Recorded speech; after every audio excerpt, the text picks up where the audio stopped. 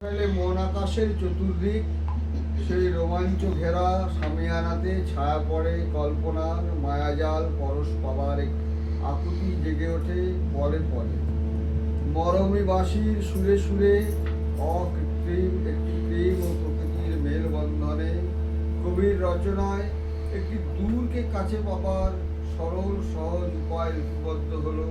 আমরা পেলাম